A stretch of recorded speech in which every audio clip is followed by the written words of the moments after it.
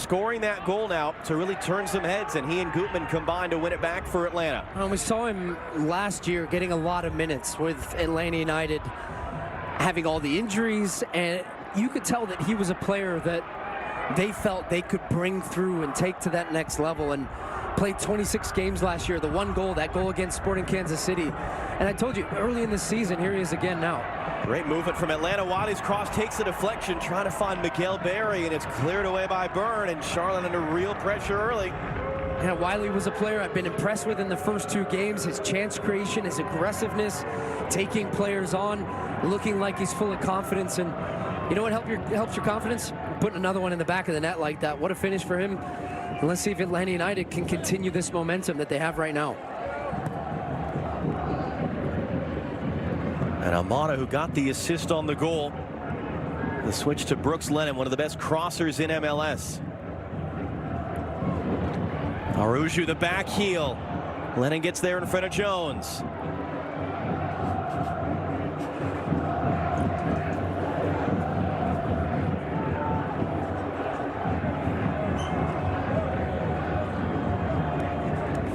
Sadic for Gutman. Gutman's cross takes a block. And knocked away by Swiderski. And it just has kind of stunned the Charlotte fans.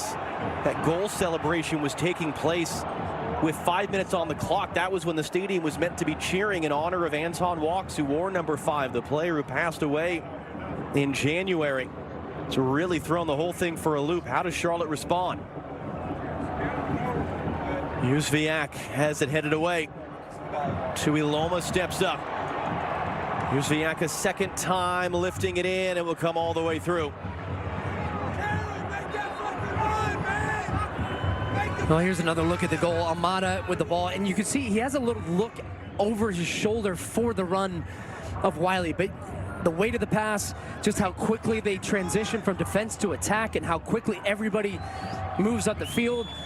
Charlotte were building in their offensive setup and had players out at that point. Brins up the field, and he's caught out as well, and that just left that big gap for Caleb Wiley to exploit. Gets in behind, and what a great finish for them. What a perfect start for Gonzalo Pineda's team here on the road. Charlotte pressuring high up the field. Jóźwiak, that's going to be a foul, though. He and Jones thought it won the ball back.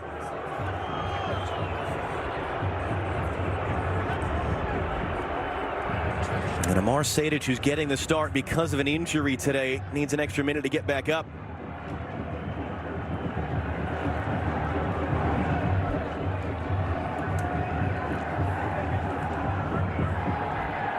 Sadic, an NCAA champion at the University of Maryland, getting the start because Mateus Rossetto picked up a hamstring injury in practice on Wednesday.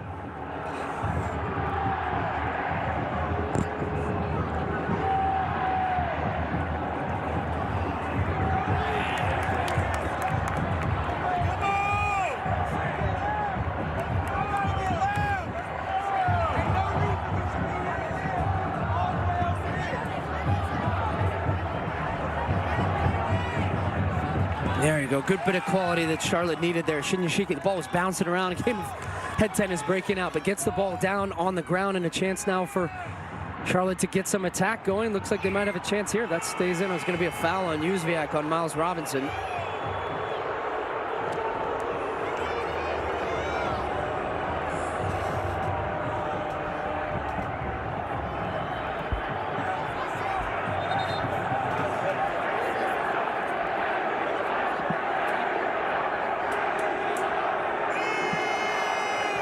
Well, this is not the party these Charlotte fans thought they were showing up for.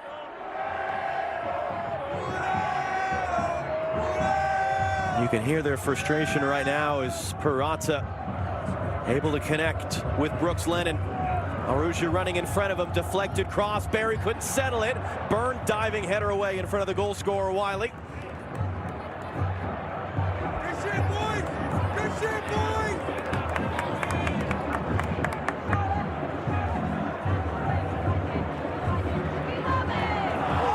And then a misplayed pass trying to find Swiderski.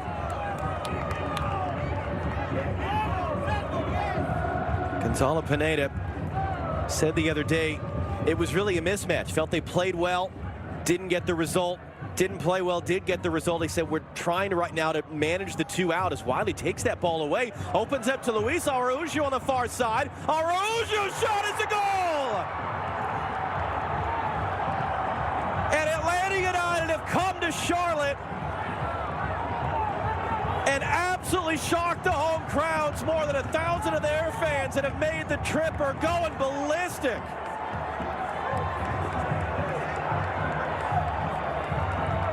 Well, the defending from Charlotte, again, is comical at the back. So easily just carved open, and when the ball comes out to Araujo, he's 1v1, takes him inside on the left foot that he wants, and then comes back to the near post. That's what you get to when you have Bronico, who is actually one of Charlotte's best midfielders last year, playing as a left back. He's 1v1 defending, not his strength. Overcommits here. Araujo's going to want to come back on that left foot, and he does so easily through the legs. Cisniega then can't come back to the near post, and it's a big moment for Araujo as well. One of the players on this team that gets the most chances, but yet has lacked that killer instinct in front of goals. 9 expected goals last year, only 4 actual goals. This year, in this game, 1 chance, 1 goal, back of the net, 2-0 Atlanta United. And as you said, Charlotte just cannot get into this game right now. What a great performance we've seen from Atlanta United through 13 minutes. Araujo takes that pass away. Fights through 2 Charlotte players.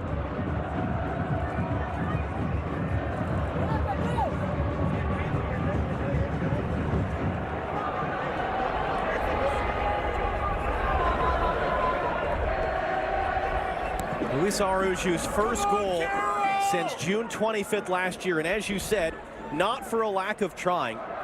72 shots in between goals that he had not scored from. One of the most prolific shot takers in Major League Soccer. You mentioned the amount of expected goals. One of the biggest underperformers relative to the chances he was taking. It's a huge breakthrough moment for him to finally score. Wiley with the assist to add to his goal. And Gonzalo Pineda talked this week about we've got the right pieces in attack. It's a matter of them coming all together and gelling. Well, they have gelled pretty darn well so far in the first quarter hour.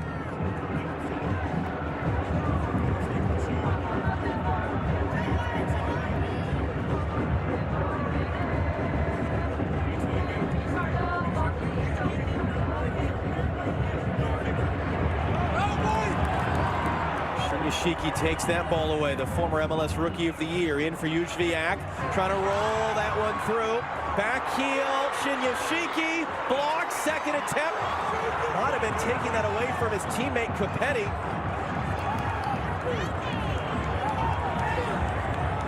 But a good little burst, a good little response from Charlotte.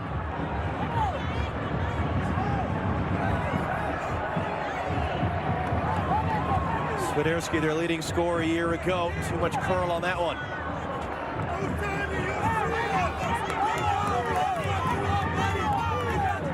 That was a good looking opportunity. Nice little ball, run from deep again. Back heel from Westwood to try to pick out Shinyashiki, and as Parata making the challenge, then the second one comes in on the back. Caleb Wiley tracking all the way back. A chance now for Charlotte. Swiderski stabbing that one over. It took a touch from Gutman. It's out for a corner. Well, that's what you're getting now from Charlotte FC, getting in behind the back line of Atlanta United, and then they got runners crashing the box. Swiderski, that's where you want him, in and around the 6-yard box. Nice work again from Juzviak. He's starting to grow into the game on that left-hand side, finding some space. And it was Gutman who came all the way across from that left back position to make the clearance, puts it behind. It'll be a corner kick for Charlotte FC. And this was a huge challenge for Atlanta last year. The injuries to Guzan, Robinson, and others were apart, but they had one of the worst defensive records on corner kicks, among the league leaders in goals allowed from these situations.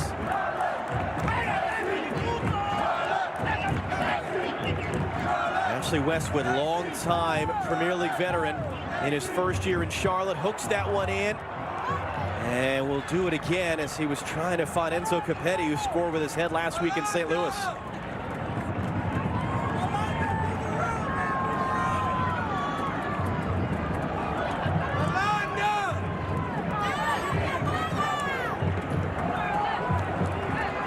Derek Jones is just trying to obstruct Guzan in as legal a way possible.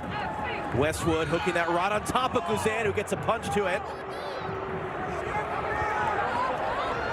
Monaco resets for Bern. Capetti, Juzviak, Westwood hooking that one into the traffic. Guzan didn't get a clean lead. It's onto the roof of the net. That was Malonda there trying the little flick over the shoulder. Well, Brad Guzan's been active and aggressive on these set pieces. Initially on the corner, he punches it away. It's recycled again a second time by Charlotte FC. The ball's a good one coming in from Westwood. Guzan comes for it and in the middle of traffic, punches it, and it falls right to Malonda, who just tries to hook it over his shoulder. Juzviak getting out wide. Here's the ball from Westwood. Look at the numbers in the box for Charlotte. Guzan gambles, gets there late, actually cleans out his own defender. And Parada tries to grab this one instead of punching it, and it leaves the chance, and it's just over the crossbar there from Malonda. I think he even had time to bring that one down and take a touch instead of just going for the... Look at the time he has there. Robinson was trying to recover, but he's more so recovering to get in front of the net and block the shot attempt from Malonda. It was a great look for Charlotte, and Brad Guzan with a bit of a nervy moment there and a bad decision to try and win that one, which he'll know. And Juan Jose Peralta is just now back to his feet. He had a collision with Guzan, trying to defend that play. And as with any suspected head injury, just making sure it's taken as seriously as possible.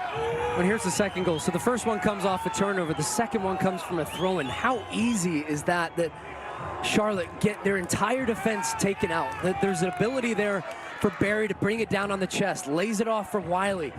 So it's a throw-in into Barry, one pass to Wiley, one pass to Araujo, the third touch in your back of your net. And he's so good at getting defenders off balance. But again, I go back to the fact that it's Brand Bronico playing as a left back, not naturally wanting to defend in those types of areas, 1v1, especially with a guy with the ability of Araujo to get you off balance. You create that half yard of space. It's a good finish though.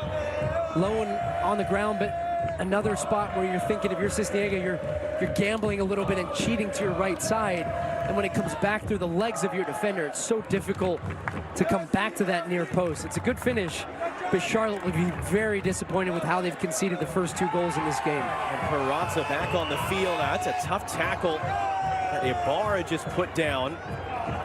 Capetti is slow to get up. And they're going to stop the play here.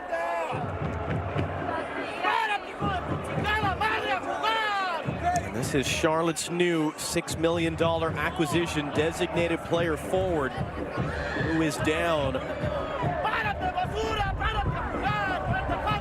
Concern upon concern for Christian Latanzio.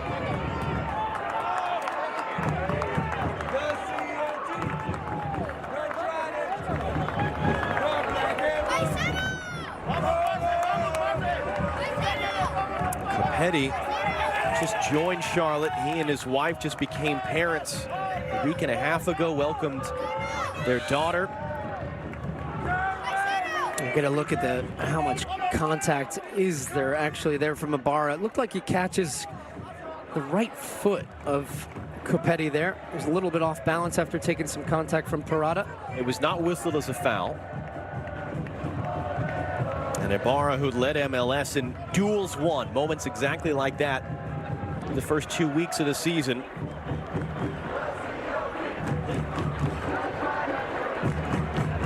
Capetti still arguing his case that if not Ismail Elfat, the referee, then Drew Fisher, the video assistant referee, should have thought worse of that. They did not, but Capetti retakes the field.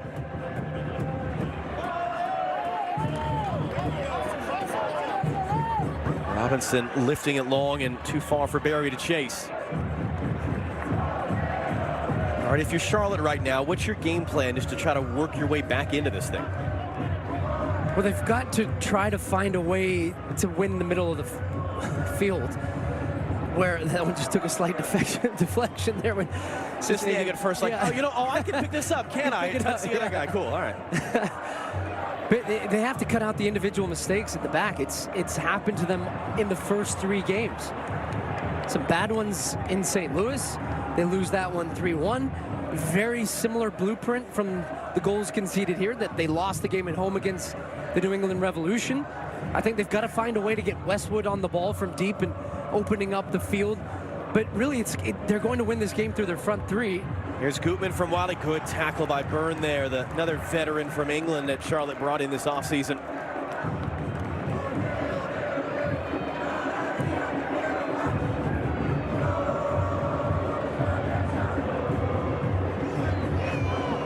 Gutman for Almada.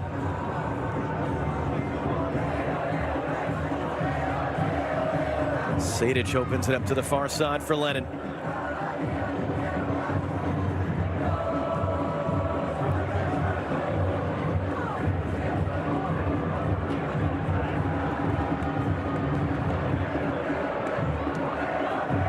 Atlanta, who for the first 2 weeks, they've led the league in average possession, in shots taken, and chances created. It was just a matter of the finishing. And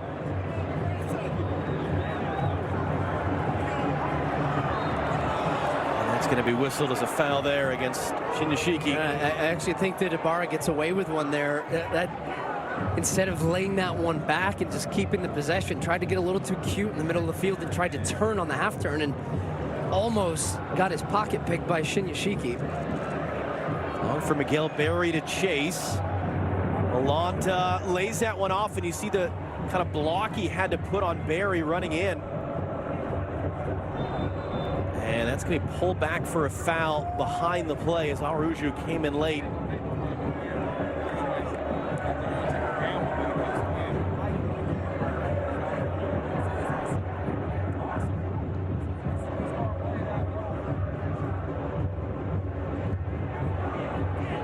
Right now, Charlotte just can't even get out of their own half.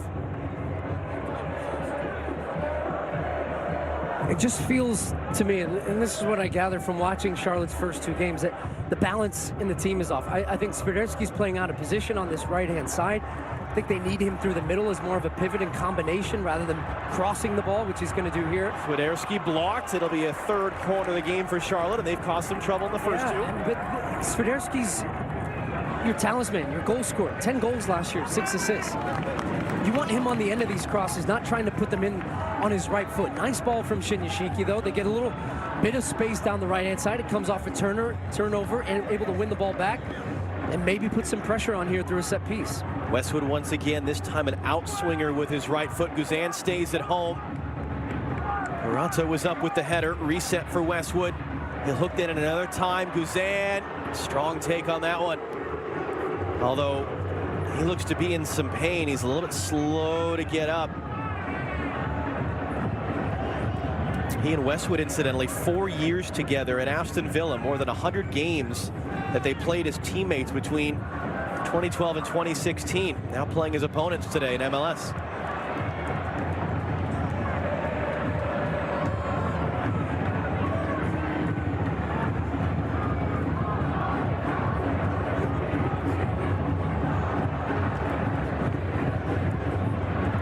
Trying to get Capetti on the run. Guzan's there to get him. And that's not him being booed, by the way. That's boos from the 1,000+ Atlanta fans. For Charlotte, they're not even trying to really play through the midfield of Atlanta United right now. They're trying to play direct and win second balls. And Jones has got a chance here. Jones hands it off wide. Shinyashiki cross was blocked, takes a bounce into the 18-yard box, though. Reset for Westwood. Capetti let it go, trying to find Swiderski. And Gutman is able to clear. And then Berry just throws his body in there on Tuiloma. First yellow card of the game.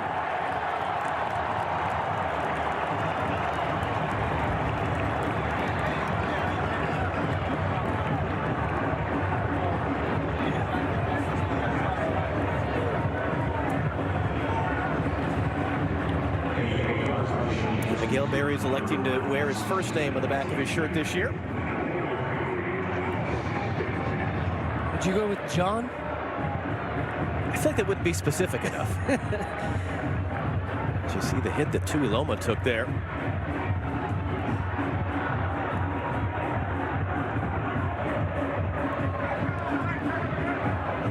See Guzan just trying to settle things down, get some organization. Koopman just kept that in play, but gave it away. Swiderski from Westwood has Byrne. Burns cross in, Guzan able to come and get it. He's been active though, hasn't he, Guzan, in this game? Active on crosses, and it was Rios Novo back there, not the tallest of goalkeepers, made some individual mistakes, but not nearly good enough on dealing with crosses. And there, Brad Guzan, you can see then the difference in quality with a goalkeeper that is confident, that has good hands, that will come out. And of course, he had the one that led to the chance from Charlotte before that, but generally is more aggressive in those situations and just gives that Atlanta United that feeling of solidarity at the back. Nice little move there from Swiderski. Oh, look at that. Little soul roll too after the nutmeg, and Ismail Elfas going to bring that one back for a foul. You mentioned how important Swiderski is. Led the team in goals, was with Poland at the World Cup, actually played in that same game as did Thiago Almada between Poland and Argentina that we called in Qatar. I'm not sure he touched the ball in that game. That was 90% Argentina. Giveaway at the back, trying to shoot on the empty net there as Cisniega was scrambling back. And Araujo couldn't add to his earlier goal. Yeah, it's just sloppy again for Charlotte FC in the back.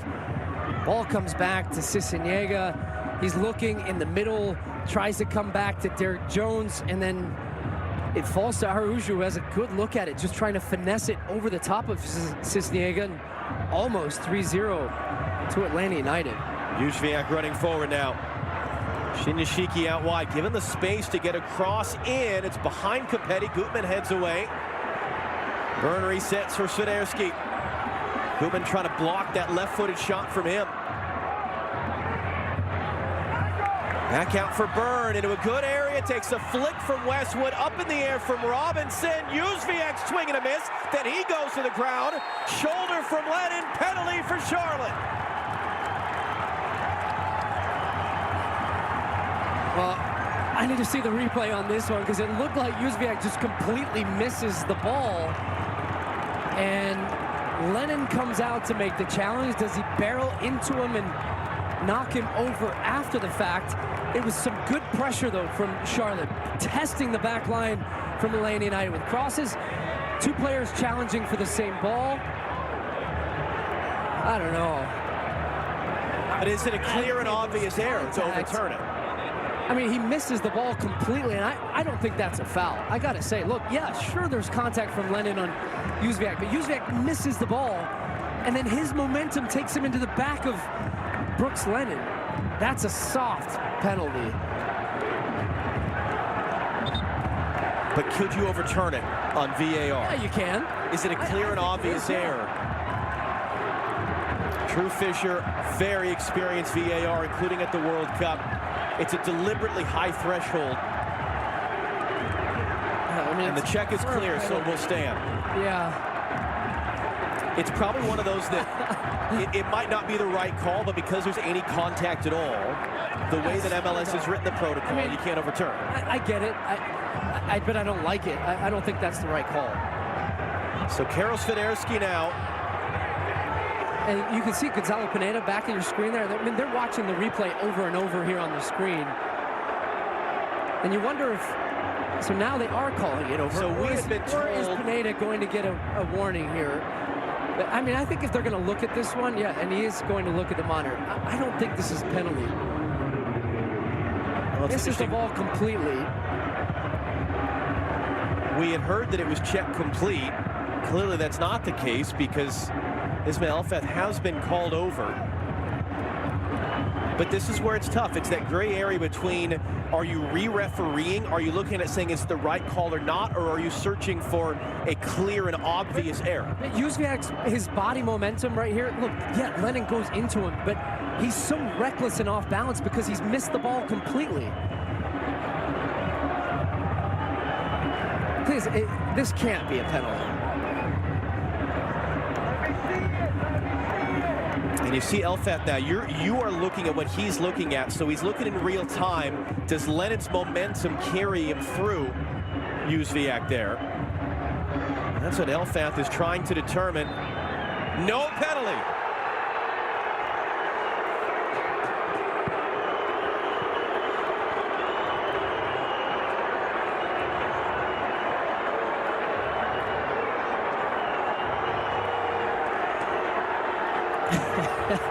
Charlotte fans with the cards out, but look, I think this is the right call. You see, Jóźwiak, no contact on the ball. He's off balance. It's at that moment, and Lennon is backing up into him. There is some contact from his momentum, and I do think that there was enough there to reach that threshold of clear and obviously not a penalty. So I think that they ultimately got that one right after we had initially been told that the check was complete and that the penalty was confirmed. But well, those are the clearer heads have prevailed. Two of the most senior and experienced referees in North American soccer. Ismail Elfath, the referee, Drew Fisher, the VAR. Both throughout the World Cup in their respective positions. You can see what Ismail Elfath saw in real time. And then taking a second look at it, changing the decision as Tuiloma commits the foul. You can hear the frustration from the Charlotte fans. They thought that was their way back into this game.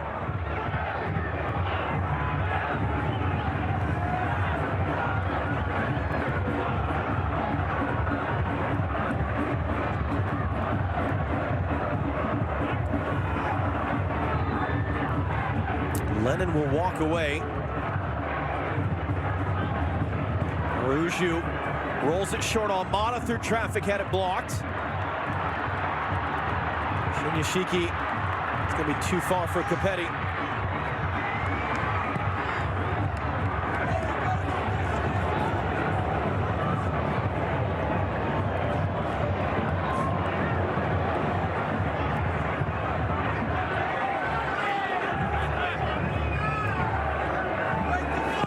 Kuzan again just trying to settle his team down, get his team organized. Barry gets a flick. Almada brings it down.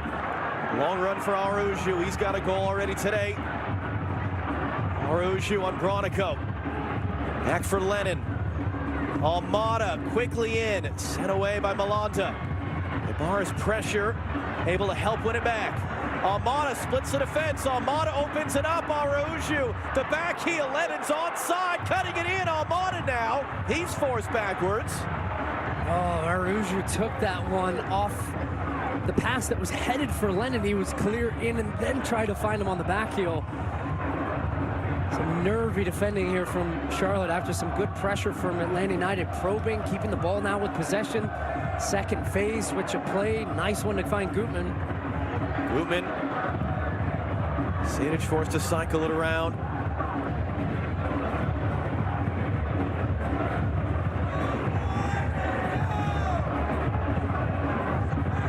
Almada couldn't thread the needle to Barry.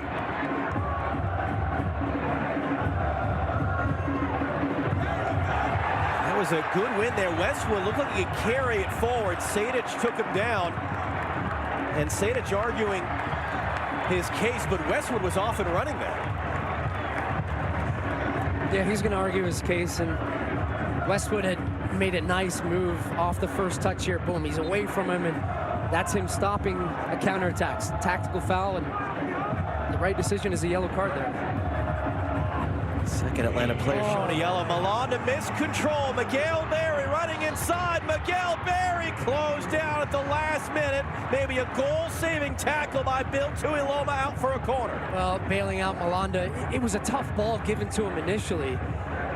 Swiderski just firing it into him 6-7 yards away from him. Berry's in behind, the ball just bouncing a little bit. It was tough for him to settle, gets caught under his feet, so he loses some of his momentum and the advantage that he had. He had a trailing run from Caleb Wiley on his right, not able to see him, and as you said, a goal-saving challenge there to put that one behind for a corner kick for Atlanta United. And give credit to Malanda. He might have actually got a piece of that as well. Try to chase it down from behind.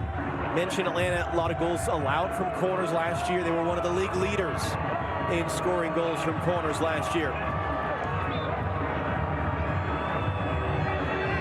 And it's Almada who sends this one in deep at the back post. Sadic back into the mid-tier. Cisniega doesn't take it cleanly. It's still bouncing loose. Shinyashiki trying to carry it out. Robinson holds it in. Miles Robinson weaving his way through. Couldn't get a pass away. His pressure takes it back off Shinyashiki. Here's Gutman. Back for Almada. Almada into the middle. Araujo deflected off Belanda, out for another corner. Atlanta United, so many players that can stop the ball dead, get you off balance, little quick combination plays. When it gets to Almada, look how he just stunned his defender here. He's not wanting to come out, and then it's a lovely little pass trying to find Araujo. He actually had the second one to look for the combination. Takes a deflection, it's go behind. This time Lennon's going to come across and take it. And Pablo Cisniega, he's playing because of an injury to Christian Kalina. He has struggled today. Lennon sends it in. Popped up in the air. Juzviak just hits the eject button.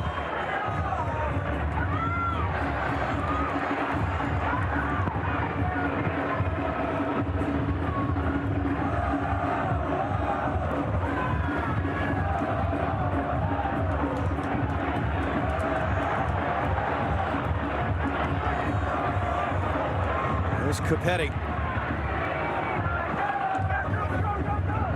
Can Charlotte do to Atlanta what St. Louis did to Charlotte a week ago?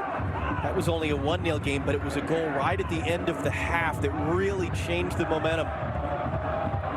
Jones isn't going to catch up to that. And Almada back to help defensively, not able to shepherd it out. Yeah, it's good work from Jones to stay with the play there, and it's a big difference between a goal kick and a throw-in, because now you get a chance to squeeze the field up as they're looking to pile on some pressure. This is a chance from earlier.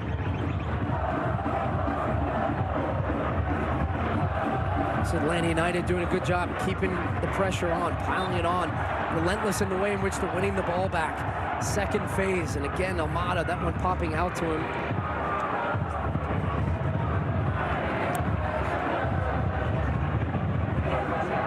I mentioned Araujo, his first goal in 21 games since June of last year. Caleb Wiley, a goal and an assist. Thiago Almada got an assist as well. This is all without their new designated player forward, Yorgos Giakoumakis, who we expect to see in the second half. And this is a maybe not scary, but certainly a mindful thing for the rest of MLS if Atlanta can indeed get this attack clicking early in the season.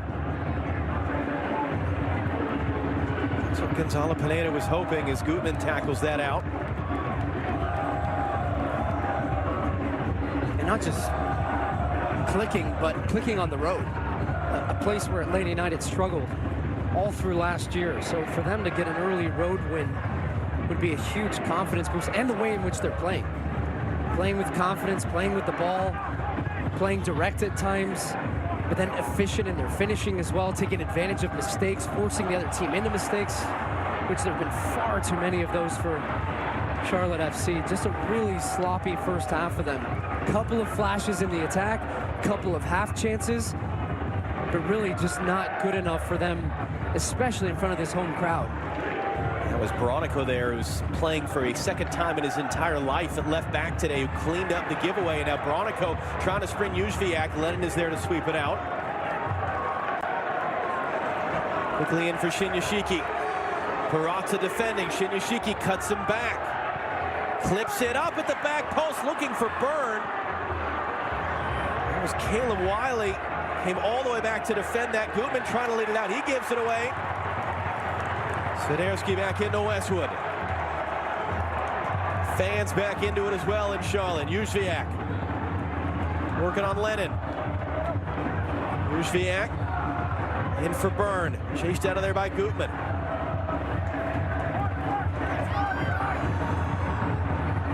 Jones for Byrne. Byrne lifts up the cross in between targets. Monaco resettles for Byrne. Byrne once again, chance to cross. That was knocked down by Ibarra. Into the box, it comes for Juzviak. And the whistle will come back. So Ismail Elfat that looked there allowing for an advantage for Charlotte. None came. Here comes the free kick in once again Bill Tuiloma territory. And it's the hand of Ibarra blocking the cross. And Byrne is essentially, as soon as he gets any type of touch in the attacking third, he takes a first touch, the second touch more often than not is a cross. Just trying to put pressure on that Atlanta United back line. That was a good-looking ball. It was the hand of Ibarra. Now they've got a dangerous chance, set piece. It looks like it's going to be the left foot of Swiderski here. I wonder if he's going to go direct at goal. It is Swiderski going for goal. Did Guzan get a touch to that one? That's what they're arguing. It is, yeah, Guzan just being short.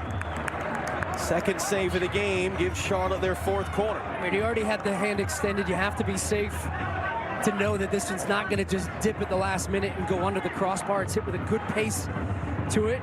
And yeah, you can see clearly the fingertips of Guzan pushing that one over the crossbar, and they're going to have to deal with another corner here as this first half winds down.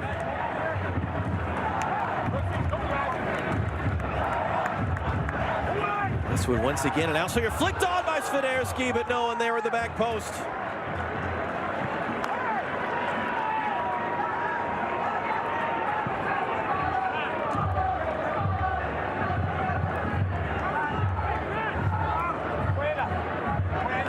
Good out swinging ball westward, and it's at the near post. Swiderski has a lot to do there for that to be on direct on goal. He's actually trying to redirect it towards the back post, but nobody from Charlotte gambling on the second ball. Just kind of watching it drift by and haplessly out for a goal kick.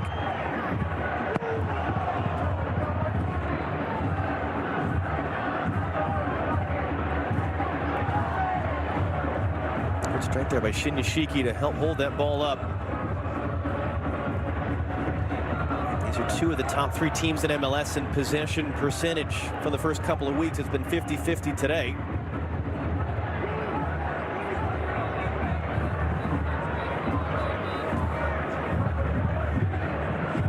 He couldn't hold that one up.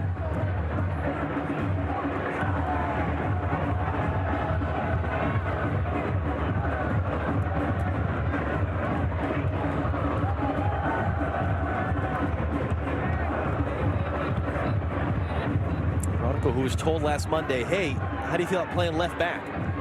He told his coach, well, I'll do whatever it takes. He's a midfielder by trade. It's the second time of his life he's playing at this position. Not even his natural side. He's a right-footed player. That one comes back for a foul. In saying that, does it really mean that much? Is it that horrible of a thing for him to move from center mid to left back? Look at the foul here. It depends on the way in which you're playing. Oftentimes now in today's game, you see fullbacks. We'll get back to it in a minute. As one of their another one. Byrne. Yeah. A little cutback on the outside. Swiderski, he cuts it back. Swiderski for Byrne on the deck. Popped in the air by Sejdic. Jones trying to win the second header. Morata gets it away. Tuiloma. That will work for Swiderski. Space and time to hook that one, and Gutman mishits it. Trying to prevent the corner, might have made it worse. Swiderski into the box.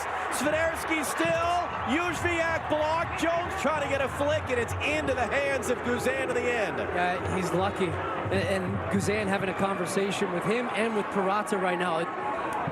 Gutman trying to keep this one alive and keep it in ends up resulting in this chance for Charlotte FC. This was the first one when they get in behind. They're actually getting down their right-hand side a lot through Byrne. And the cutback ball, that's what's missing right now for Charlotte. That last pass, getting into some good spots. We're going to get 6 added minutes here at the end of the first half. You had 2 injuries, and you had the video review for the penalty kick Charlotte thought they had. That was taken away.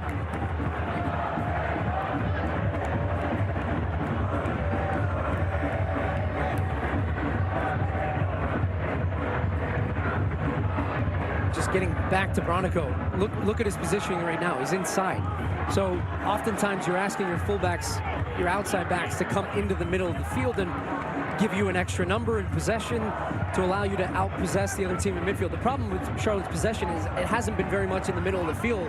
So he's often been pinned back, and what you don't want is defending 1-against-1, and that's where they got caught out. So that's the downside, is if you commit to that type of formation and you want a player playing out of position, which he is, and his greatest strength is not defending 1-against-1, you get beat and you get roasted for that goal for Araujo. So I would say that it's not been an experiment that has worked very well for Charlotte FC so far. Ooh, the key tackle there as Kopetti was running in, and Gutman's gotten banged up a little bit last couple minutes. Robinson with the patience and the vision. Almada with the speed and the strength. Lays it off wide. Araujo back in for Almada. Let it go for Wiley! What a capper to the half! Caleb Wiley came in with one career goal. He's got two today.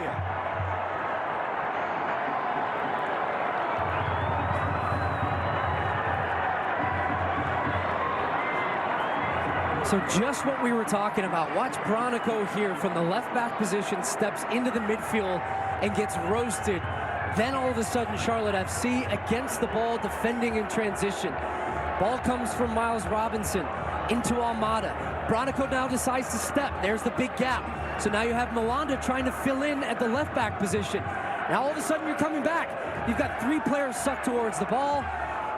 Then it's left all the way, a little bit of a dummy to the back post, takes a wicked deflection at the end of that play. A little unfortunate for Charlotte FC.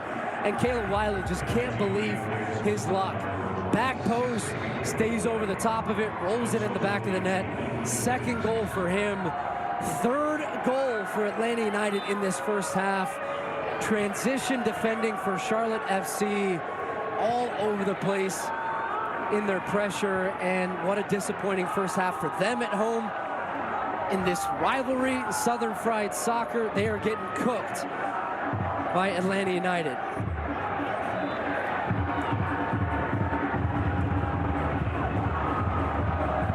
Well, Gonzalo Pineda talked about the pieces just clicking together as a matter of time. 2 goals in the first 12 minutes, which was actually the fastest in Atlanta United history. Their 7th year in the league.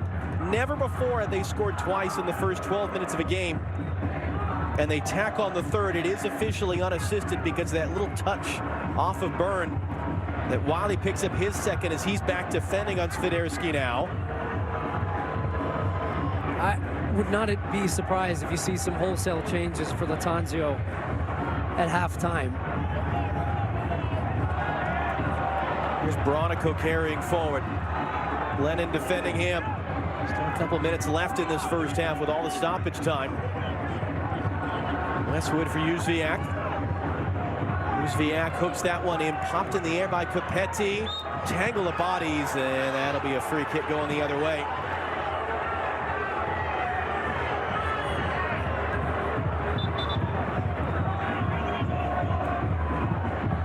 Just a little bump on the back of Ibarra after he'd already gone up to challenge for that one. Not the start to the season, let alone the start to this match that Latanzio would have wanted. Took over mid-season. Miguel Angel Ramirez, they moved on from him. Finished the season pretty strong, although finished 9th in the East, missed out on the playoffs. They bring in Kopetti in the offseason. They thought that might give them the little jolt that they would have wanted up front. And they have looked poor to start this season. And you just wonder, how much is that pressure going to start mounting on this team? It's an ambitious ownership group. David Tepper also owns the Carolina Panthers. According to a FIFA survey, they spent more money on transfer fees in the last year than any team in North America to try to put this thing together.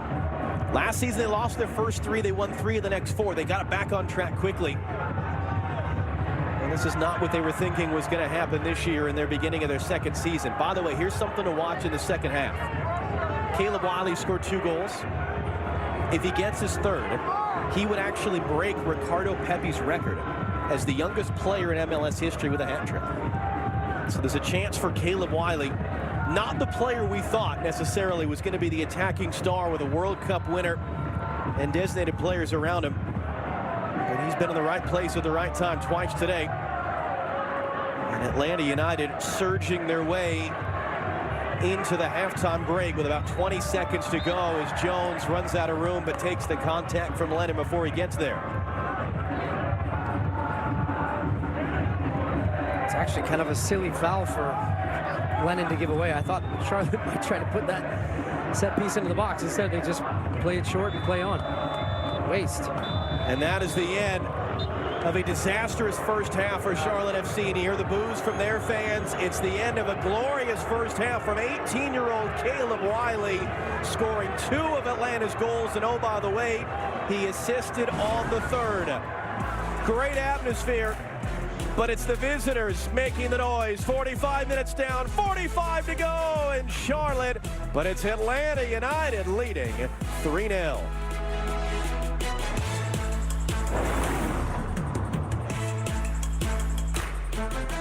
Champion, Portland Thorns. Getting ready for the second half at Bank of America Stadium. Atlanta United making a statement, kicking off week 3 of the MLS season, 3-0 up at the break against their southern rivals as the second half gets underway. And we'll see whether Charlotte can get any sort of a comeback into this second half. They had a moment in the first half. They thought they won a penalty kick. It was at 2-0. They forced 2 saves out of Brad Guzan as that one's given away out for a Charlotte throw. Atlanta United, from their standpoint, 18-year-old Caleb Wiley with 2 goals. He would break Ricardo Pepi's record as the youngest player in league history with a hat trick if he can get a third in the second half. As it's popped back in, Uzviak out jumped by Brooks Lennon.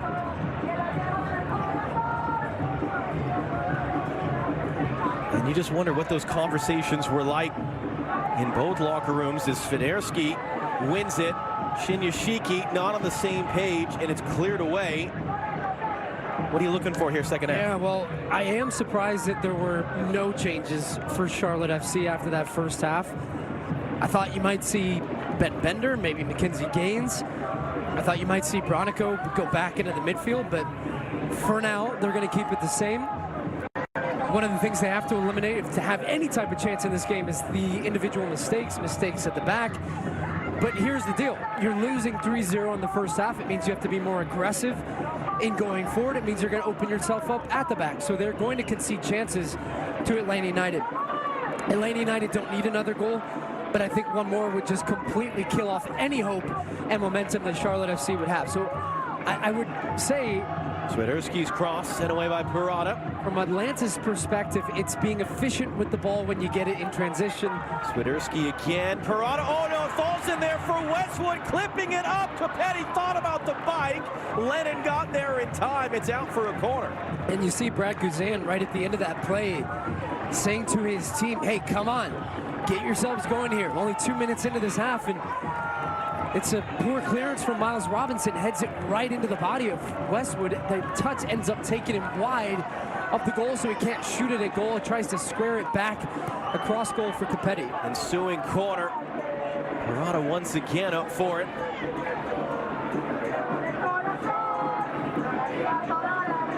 Uzviak resets for Westwood. And that's going to curl just too far. There was Malanda making the run, and it just hooked away from him and out.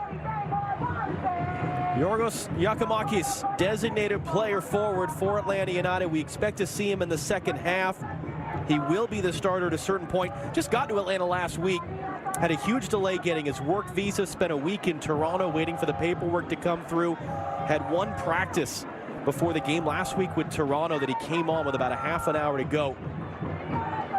But they are very excited for a player that they're not going to say replaces Joseph Martinez, but Joseph Martinez is in Miami and he's the new DP forward, and you're trying to replace a guy that scored 111 goals, 1/3 of Atlanta United's entire goal-scoring total in their team history.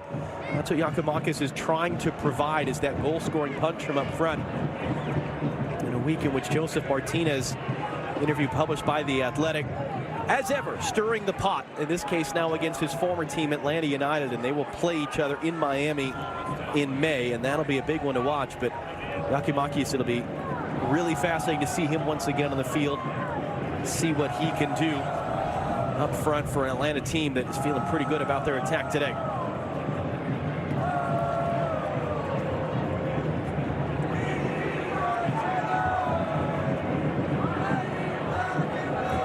Charlotte trying to avoid matching one of the worst losses in their team history. They dropped a 5-0 result to LAFC last year.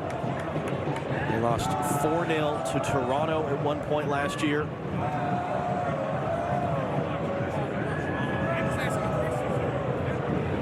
As I said, a team that started poorly, lost their first 3 a season ago, got back to life. Christian Latanzio took over as the interim coach in May and had them in contention until the final week of the season. Actually, the 4th best record by an expansion team in league history. We didn't really give them that credit at the time because the bar's been set so high by the Atlantas and the LAFCs, but it really was a great platform that they have to build from this year. As Jóźwiak intercepts that in front of Lennon. Couldn't find a teammate, though. Gives it away to Miles Robinson. Well, they've stepped up their pressure a little higher in this second half. Charlotte FC trying to win the ball back from Atlanta United. When they're trying to play out of the back, they win the ball back that time, and then the second time forcing Miles Robinson into an errant pass under some pressure. The challenge is going to be, they had some good play in this part of the field. It was when it got into the final third, that last pass providing some quality. Swiderski trying to cut it back on Wiley. Swiderski clipping that all the way through. Closes to Capetti, and more frustrated boos from the Charlotte faithful. And I'm going to die on this hill. I just think that Swiderski needs to play through the middle. He's so good with that left foot. He wants to come back, but you want him from this part of the field putting a shot on goal. You don't want him playing the cross and trying to be the provider. That's what you want Jóźwiak doing. Shinyashiki, Westwood even. I mean, you want him. I would at this point be thinking about playing him and Capetti up front together. Maybe playing Capetti underneath Swiderski.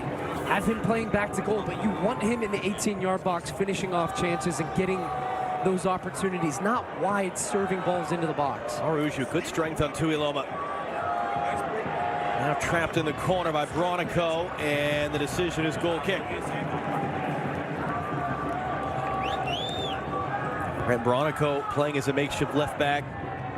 Swiderski playing in a makeshift position. It's some interesting choices that Christian Latanzio has made early in this season with the players that he has.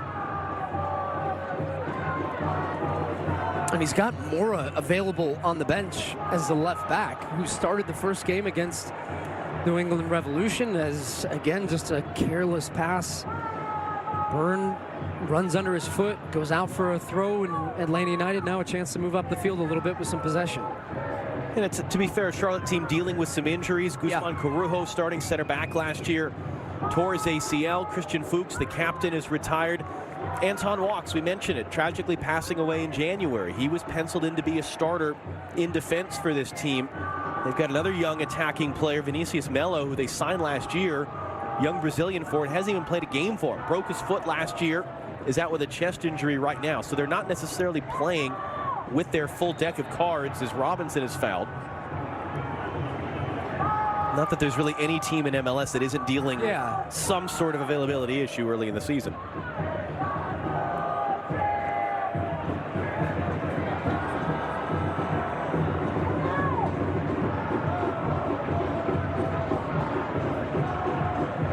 Boy, Atlanta has just taken the wind out of the sails of both the team on the field and the fans in the stands as well. What has been one of the most raucous atmospheres in MLS since joining the league a year ago in Charlotte.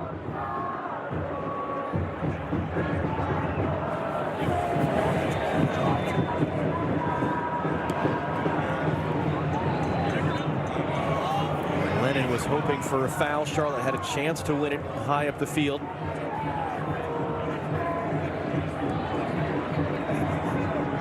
Yet to really see the potential of Jóźwiak yet in this league. Yet to score a goal for Charlotte FC. Last season for them, 3 assists, over 1,000 minutes without a goal.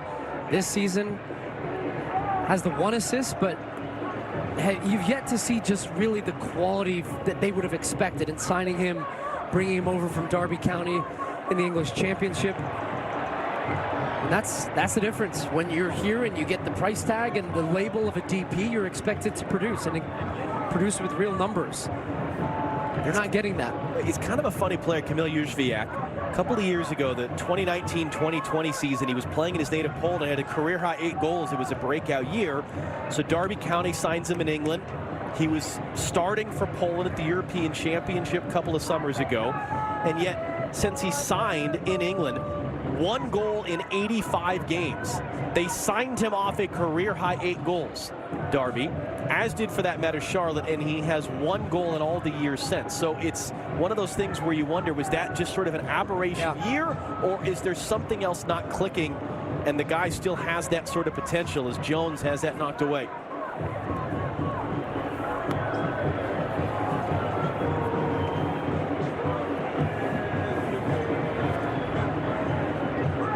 Loma lifting it up.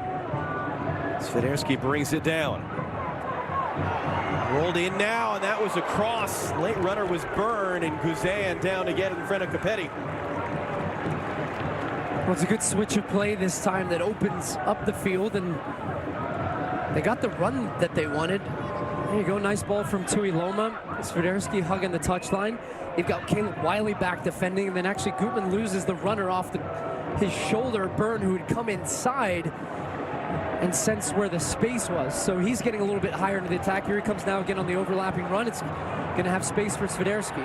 Swiderski rolls it in, too far for Capetti. And again, the shouts of Guz as Brian Guzan comes to get it. Just the weight on the pass too much.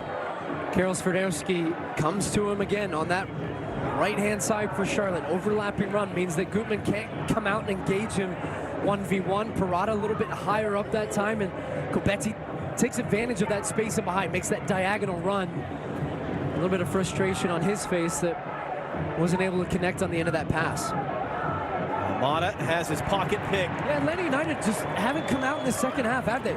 Not that same intensity that we saw in the first half, and it's allowing Charlotte to grow into some momentum with some confidence now. Juzviak to the byline. Can he catch up to that touch? No, on the artificial surface. It runs all the way out.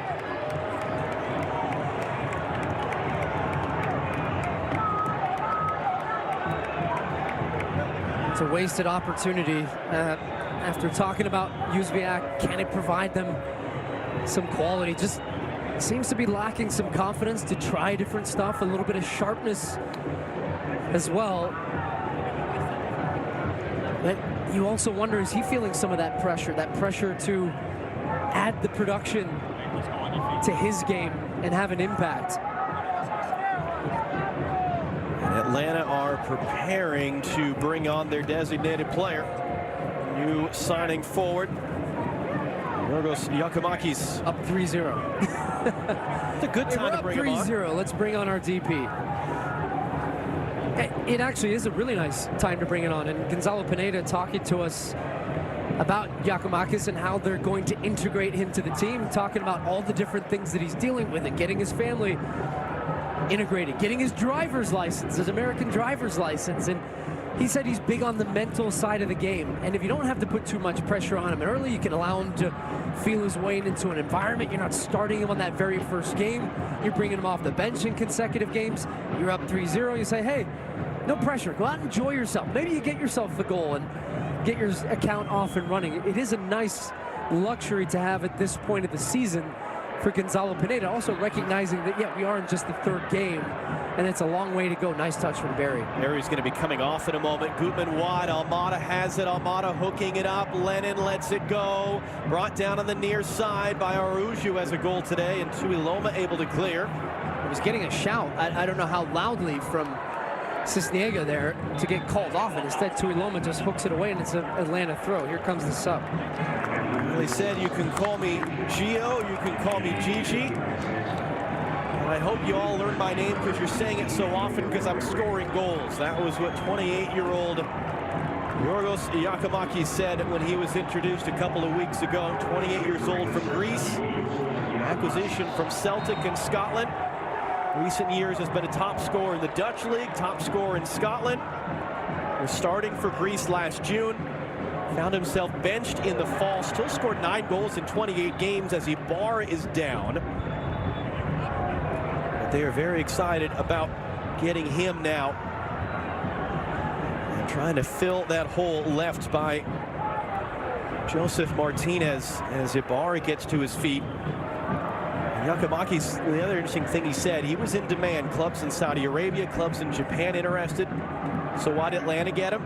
Said Carlos Bocanegra, the team's general manager, was the only one that came to visit me in Glasgow, and that made a huge impression on him. And he's on for his second appearance now.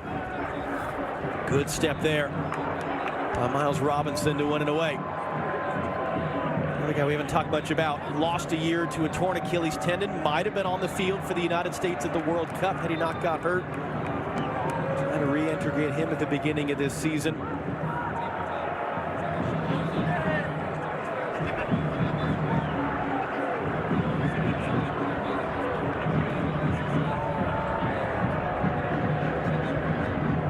Barry lays it in, Ibarra tries to return, Byrne knocked it away.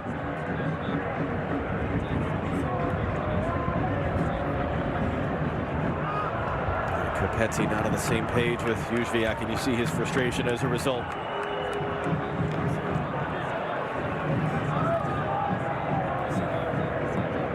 No one is ever going to be Josef Martinez, because when we say Josef Martinez, that means a lot of different things. What can Giakoumakis be, and how different is it to theoretically come into a team where you've got Araújo and Almada, and for that matter today, Caleb Wiley starting to fire? Yeah, and look, Josef Martinez, the greatest goal scorer in Atlanta United's history, and certainly one of the best goal scorers this league has seen in a shorter period, but had that ACL tear. And it felt like he never really got back to his best, and then also the way in which it ended with Atlanta United, it felt like, hey, let's move on. Josef Martinez, leading goal scorer 5 of the last 6 years for Atlanta United, gets traded to Inter Miami. Who's going to take that position? Certainly that comes with a pressure and responsibility, but he's got the pedigree, and here he is now. Giakoumakis on the ball, the back heel, Araújo blocked. So it'll be interesting to see. He's a different type of player, physically taller, different type of presence. Good finisher, though, as well. Coming off a period with Celtic where he had 26 goals in 56 appearances, a goal in the Champions League this past season, 9 goals in 28 games in the Scottish Premier League, and I'm interested to see how quickly he can integrate as part of this team. Almada able to keep it, able to reset. Lennon crossing the deck to Iloma, touch to steer it away from Giakoumakis. Gutman comes to get on the other side. Shoot. And that one's up in the air there from Melanda's head. It will spin in behind for an Atlanta corner. Yeah, no pressure. Ibarra just takes a touch, takes another touch. Still nobody pressuring me. Okay, I'm going to have a shot. Never scored a goal in his entire career, Ibarra. It looked like a pretty decent strike, though. It was on goal. It was hit with a good amount of pace. Ends up being cleared away. It's a corner now for Atlanta United. Cisniega has struggled on these today. We've seen him drop a couple of crosses in. Swinging ball, bounced down there in front of Robinson. I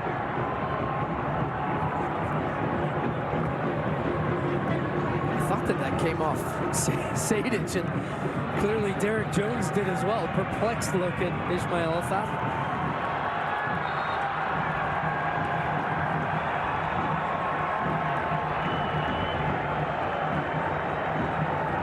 Gotta say, I'm surprised that Charlotte FC haven't made a change yet at this point. 62nd minute.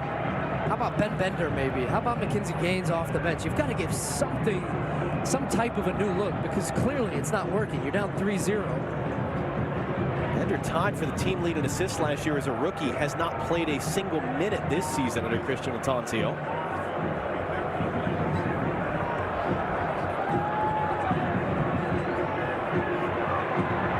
Wiley on the run. Melanda shepherds it out.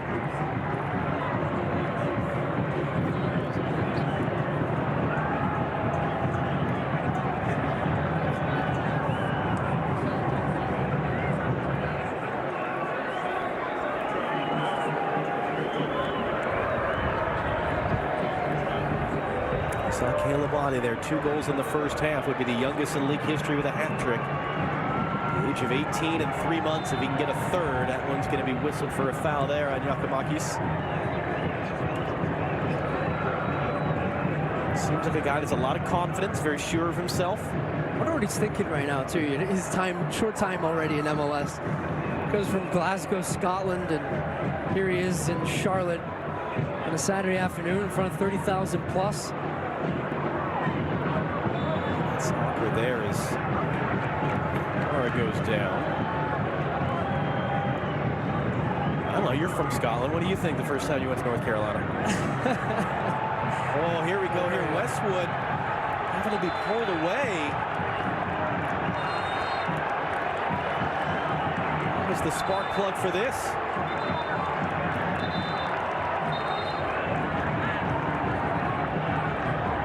Westwood, 32, long-time veteran in England, a decade in the Premier League, so something must have... Yeah, I think it's a combination of things. I think it's frustration, obviously, because of the result, and he gets the little challenge. It looks like he actually caught Ibarra late at the end of that play as the ball comes off his foot, and then he didn't like the reaction. The other part of it is you do this sometimes as a player to try to stoke a bit of fire, a bit of emotion into your team. He's an ultimate competitor, and this guy's almost got 300 Premier League appearances between Aston Villa and Burnley. His first season now, his third game in Major League Soccer, taking a 3-0 beating by your geographical rival and what they hope is becoming a rival. But he's trying to stoke a little bit of emotion in his team and get them going here, get them back into the game. Or into the game for the first part. They've never really even been in the game. Two changes coming for Charlotte now with 25 minutes to go. Kieran Vargas and Harrison Awful are going to come on. So that one's brought down well by Westwood. Resets it now. Capetti to the far side. Shinyashiki. That's a comfortable catch for Guzan. Shinyashiki, one of the two players set to come off.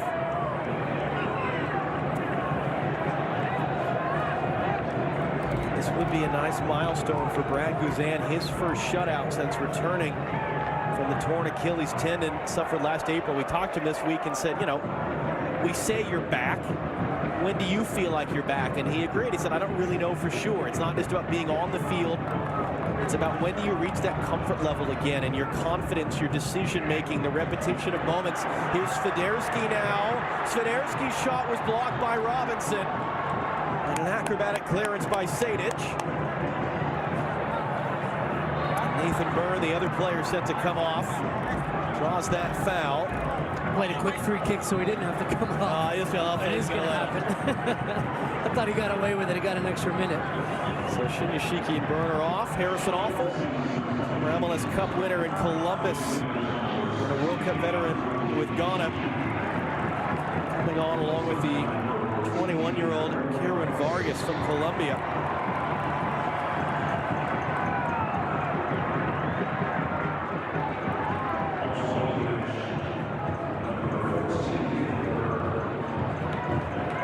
Still no Ben Bender. Led the team in chances created last year.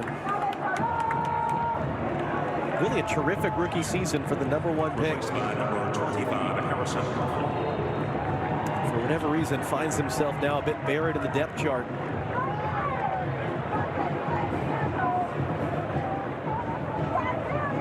Can Charlotte get one, or will Brad Guzan get his 72nd career shutout? That would be just too shy of getting into the top 10 in league history for a guy that spent more than half his career playing in England. Swiderski settles that one for Westwood. So it does look like, at least for now, they're playing with two strikers, Copetti and finally Swiderski through the middle, where I think you're going to see him get more chances. Vargas has gone onto that right-hand side. But we'll get a look at how Copetti and Swiderski potentially can become a combination up front together and form a little bit of a partnership.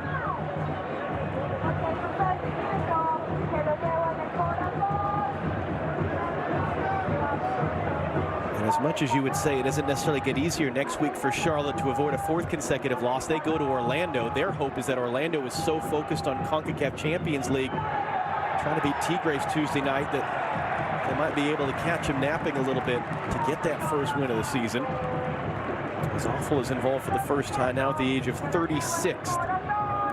His 9th year in the league.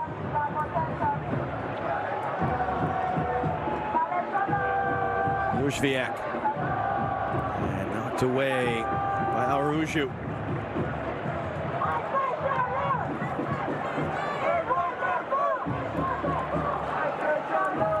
Two more changes in the wings for Atlanta in a moment as Capetti turns the corner, cuts it back, no one there in blue.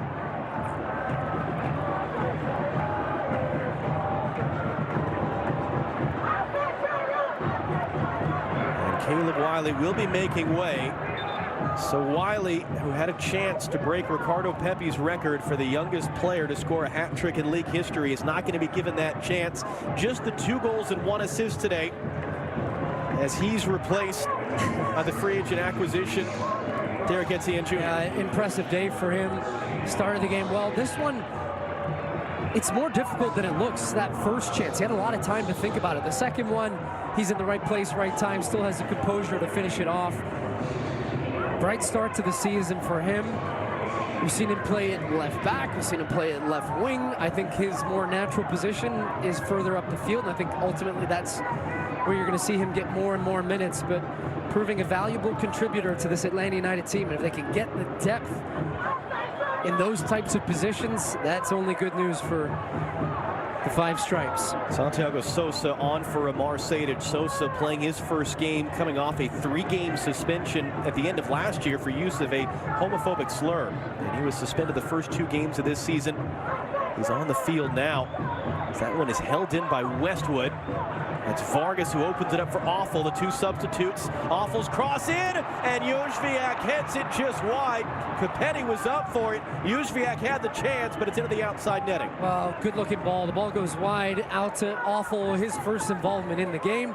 It's a good ball to the back post. There's a bit of pressure from Lennon as he goes up to head this one, but still it's a good look at the back post for Jóźwiak. It's one of those easier said than done, but you have to try to redirect that and keep it on target. And then maybe you're hoping for a rebound and maybe somebody else cleans it up. But instead, trying to go for directly into that near side, hits the side netting, and out of play for a goal kick for Atlanta United. For a guy that hadn't scored a goal since December of 2020, you're not exactly having tons of confidence in those moments. Oh, almost. Sosa steps forward. It's a long run for Etienne, and Cisniego forced to come out of his box to clear. Jones with the strength there, and Giacomakis will dance away from Ibarra as well, and Ismail Elfaf will give the foul. There's Sosa on, beginning his 3rd year. Etienne as well.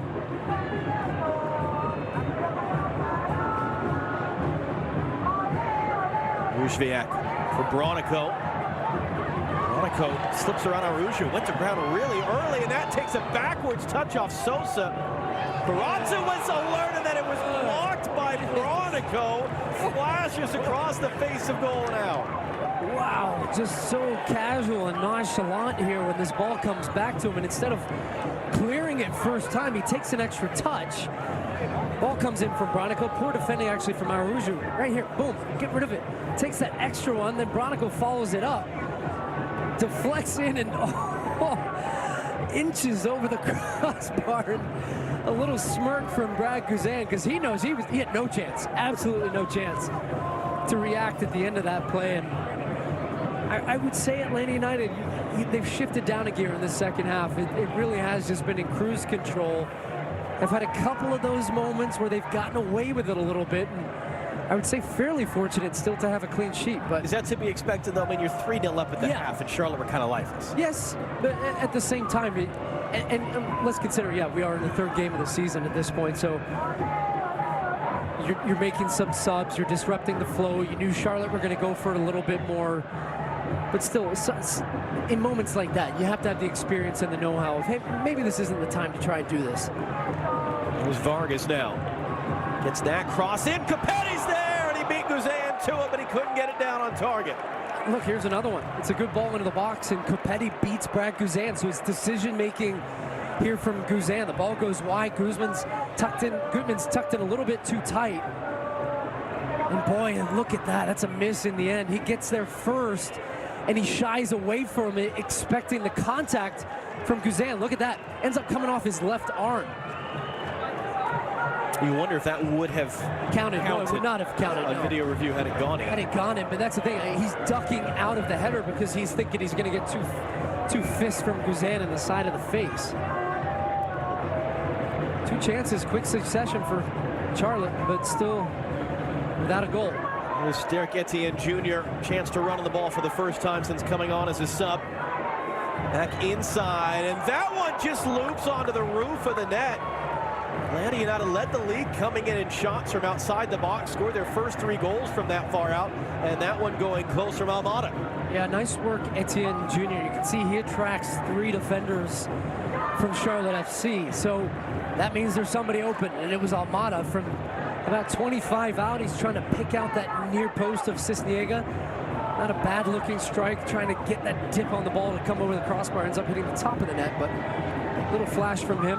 Been relatively quiet throughout this game, but he still had an influence in the build-up to the 3rd goal for Atlanta United, playing between the lines. Not as much of that end product, but that's come from other places. So it's a good thing if you take some of the pressure where he doesn't always need to do it. He did have, on the first goal that Atlanta scored, that was the 5th consecutive goal for Atlanta, going back to last year, that Almada hadn't scored or assisted. So it gives you a sense of just his growing influence. Gonzalo Pineda this week sort of contradicting himself, but deliberately so. On the one hand saying, listen, he has a chance to be MVP caliber. He was a part of Argentina. There are other guys that Argentina could have called in. They brought him in to be a part of the World Cup team in the upcoming friendlies. Zarusha tries to chase it down, but he said at the same time, he's still just 21. He just played his 100th professional game. He's just really becoming a true first-team professional, so we have to also be careful what sort of expectations we put on his shoulders. He was... That's code for, I think he could be great, but I don't want to put too much pressure on him. Well, I don't know. Winning a World Cup might put a bit of pressure on you. If you haven't heard. He was at the dentist in November. He was not a part of the original roster, and he said he was at the dentist and he got a phone call. There was an injury. Pack your bags. You're going to Qatar. I might start going to the dentist every week. And there have been plenty of World Cup winners that have come to MLS later in their career. In fact, every World Cup since 1990 has had a member of the winning team come to MLS after. Never before had a current MLS player won the World Cup. So a very cool superlative for Thiago Almada, who will rejoin Lionel Messi and company in a couple weeks as they'll play 2 friendlies in Argentina, and that will be a massive, massive party.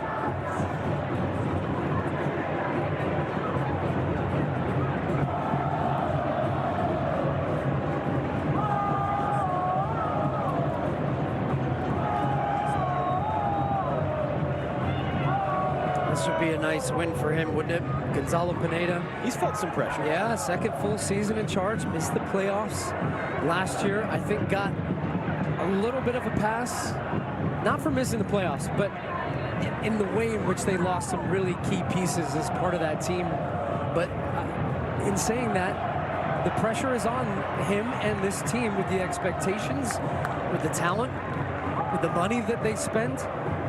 Garth Lagerwey, new club president, in charge now as well, and he has some history with Gonzalo Pineda, the Seattle Sounders as well. But look, he has to get it right on the field this year. So to start the way with the season with 2 wins and a tie and a win against Charlotte here on the road, that would be a nice way just to keep that good momentum, that good easy feeling at the start of the season rolling.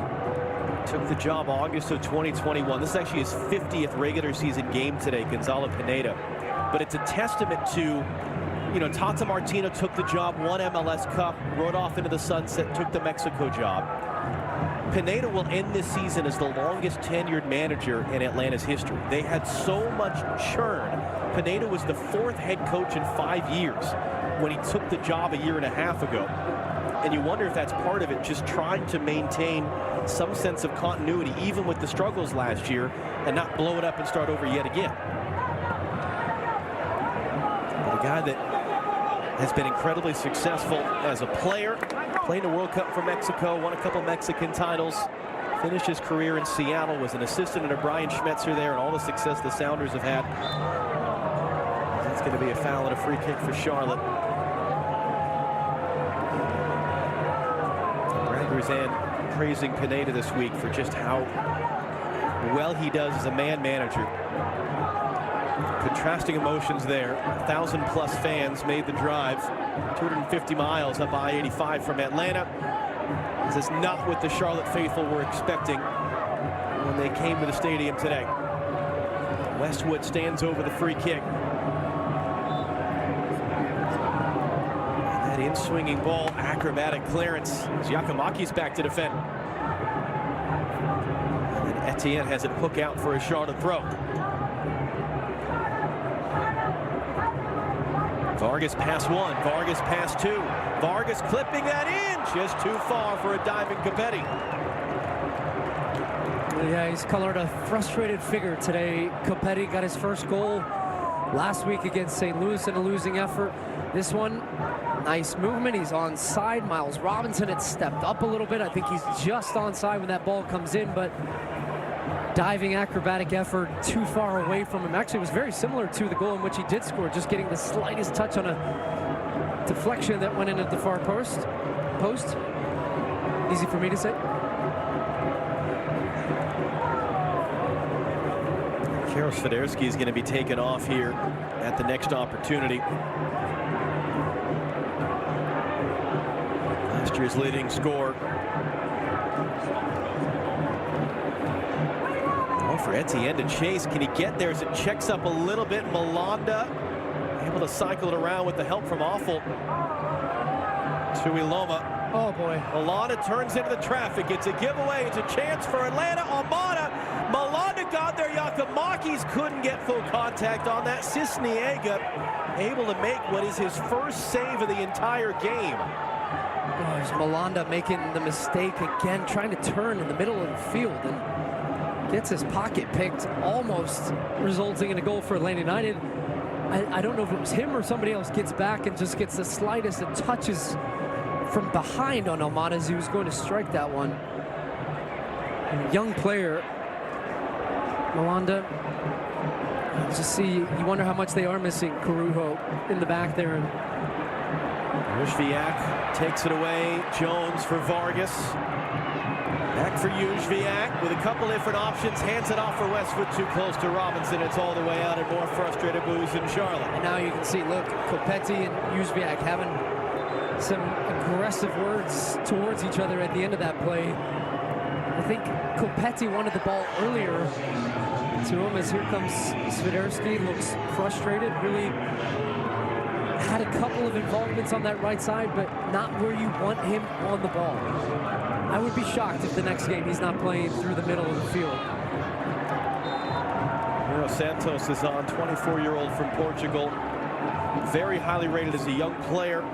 Won a couple of youth European championships with Portugal youth national teams. Was at Benfica, one of the big clubs in Portugal. Has struggled to really get his pro career going. This is his fourth team in 4 different seasons, having joined him in August of last year. And he's been a substitute in all 3 games.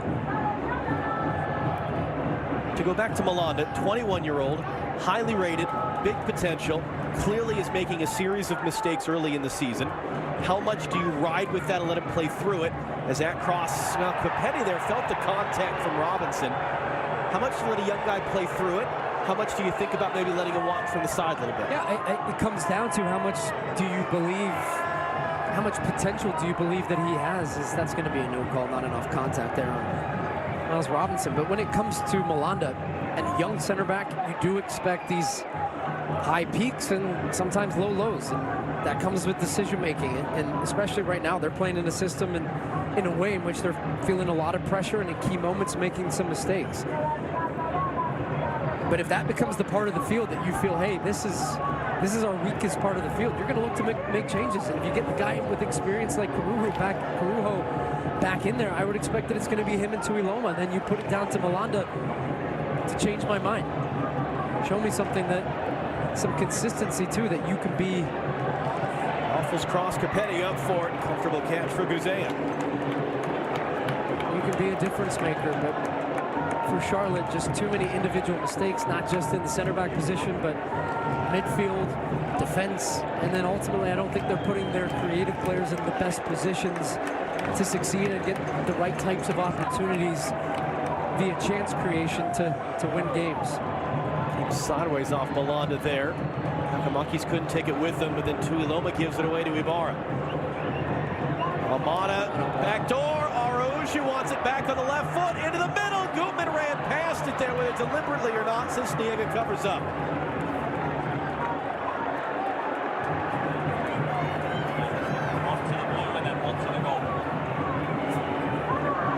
But there are the makings with Atlanta of what made them fun to watch in their early years, as Nuno Santos picks it forward for Charlotte. And that comes through, and Lennon chests it down to Guzan. Guzan appreciates that. But a team with a lot of fun attacking options when they can get out on the run. And man down now is Enzo Capetti for Charlotte. Yeah, he took some contact in the middle of the field as he laid that one off. It looks like we're going to get a yellow card for that foul that there was the advantage played for Charlotte. Capetti, while frustrated and has lacked opportunities in front of the goal, he has been taking a few kicks off the ball throughout this game. I don't know how much was in that. I think he actually is turning and maybe just has a little bit of a knee knock with Parada, who's trying to say exactly that. I mean, here's the thing, John, with Atlanta United. You talked about the chopping and changing of coaches, and Frank de Boer, Gabriel Heinze. These were coaches that played in a way that featured possession, but not the chance creation. As this is the one Araujo gets in behind, wants to come back onto his left foot. And I think that people fell in love with the way in which they played so well in transition and quick defense to attack, and then had the Almirons, the Joseph Martinez, those types of days. And they had all the attacking talent. They recruited a similar style of player, but it wasn't featuring in the way in which I think there was an expectation that they would win, and they would win pretty, and they would win in style. What Gonzalo Pineda said about the first game, he said, yeah, sure, we won against San Jose, but we didn't create chances in the way in which we wanted to. Second game, he liked the possession. He liked the chance creation. He felt the goals would come. Today, the goals, they came, and it was them taking advantage of good opportunities, but similar, I would say, it reminded me of the way in which that team did play in the first couple of years, how quickly they pounce on you, you get a half second of space, boom, ball's in the back of the net. That's a good sign for Gonzalo Pineda and Atlanta United. Alonda gets away with that one, and Tuiloma gets it clear. And there was an offside flag in there anyway. But to your point, it wasn't just that Atlanta were so good the first 2 years under Tata Martino. They were incredibly fun to watch. Yeah. They would get on the run, and it was exciting. It was high tempo. And even in the following year, they led at home in the Eastern Conference Final in 2019. Joseph Martinez had a penalty saved. If he buries it, it's 2-0. They would have hosted Seattle in MLS Cup. So you may be talking about a back-to-back title under Frank de Boer in 2019. Was that the Nick De Leon game? It was the Nick De Leon game. Yeah, it was, yeah. Quentin Westberg, who saved the penalty, ironically, is Atlanta's backup now. Here's Araujo looking for the fourth. Araujo weaving through, lost his balance there. A little bit of a leg tangle as he was coming through the middle. It's out for a corner. I think he's a little greedy here. Araujo gets out in the space. Now you're going to see when he cuts across the field, looking again for his left foot. He has Etienne Jr. wide open. If he could just lay it off for him, or even just play a pass that he could take it and take the shot first time. But for Atlanta United, they really haven't needed it in the second half. They got the job done in the first. Almada, the ensuing corner. 2 assists in the first 3 games this season. Swung in, popped in the air by Robinson, but well wide.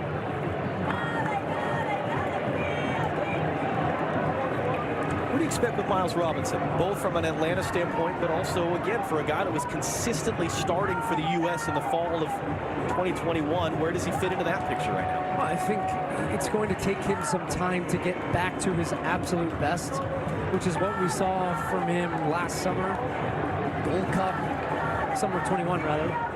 To see him in that type of form, the amount of games he played for the U.S., how important he was as a part of that team. But you're not going to see it as often in these types of games. It's the 1v1 defending. It's when he's going back towards his own goal. It's when he's under pressure with the ball at his feet. It's decision making. It's how quickly can he make those decisions at a high level and high intensity. But I would say it's a good sign for him and for Atlanta United that he can work his way back in. And it's a big year for him. It's openly, Atlanta United have talked about the contract offers that they have made him. He's yet to accept that. I think he feels if he can get back to his best, he can potentially make that move to Europe.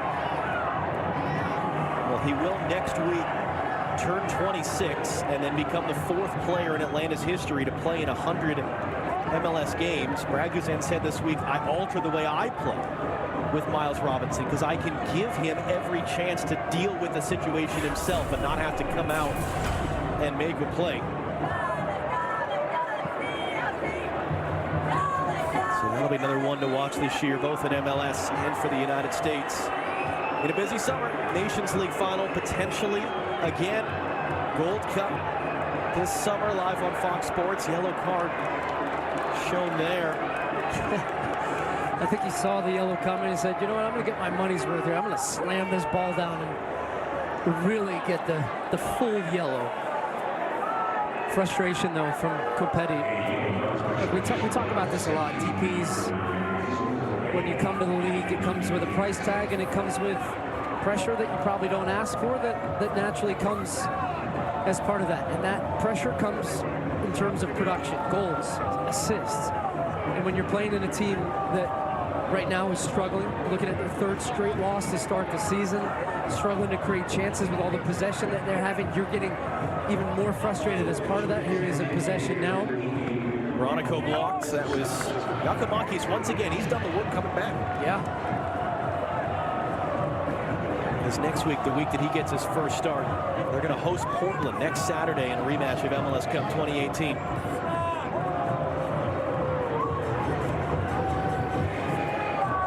And 4 added minutes here. Atlanta trying to see out a really fantastic away win for a team that won just twice on the road all of last season.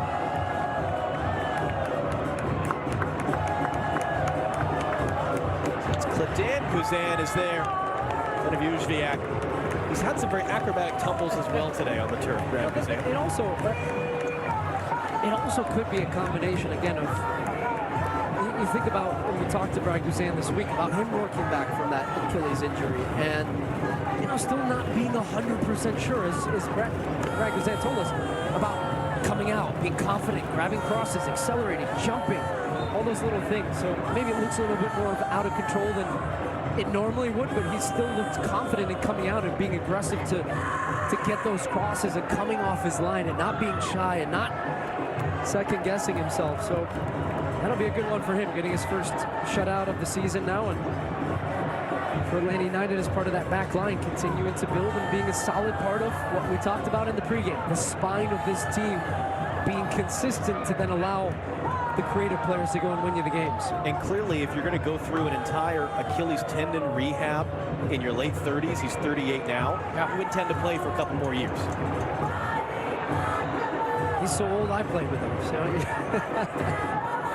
that cross is lifted in from deep. Robinson up for it in front of Uzviak. Zaruju coming back to help clean it up defensively. And that's an awkward collision there as Sosa goes down.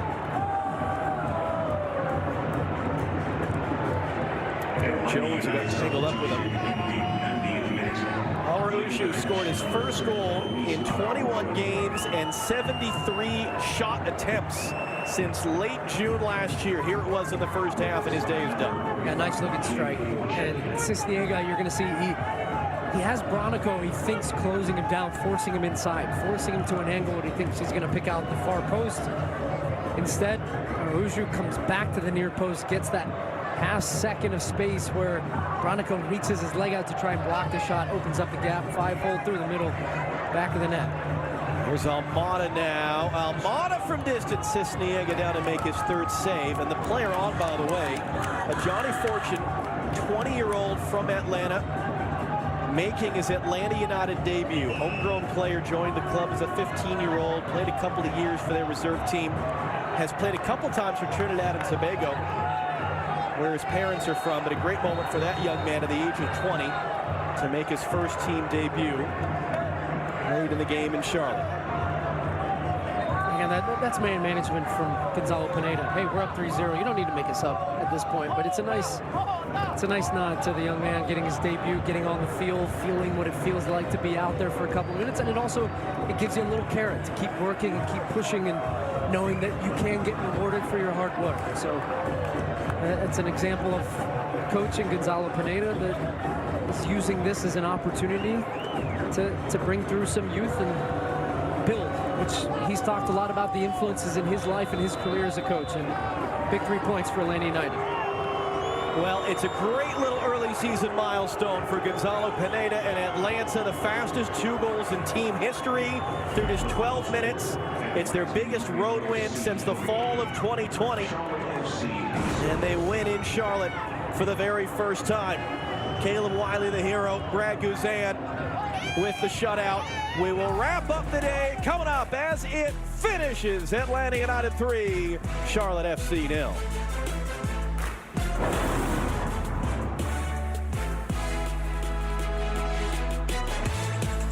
You can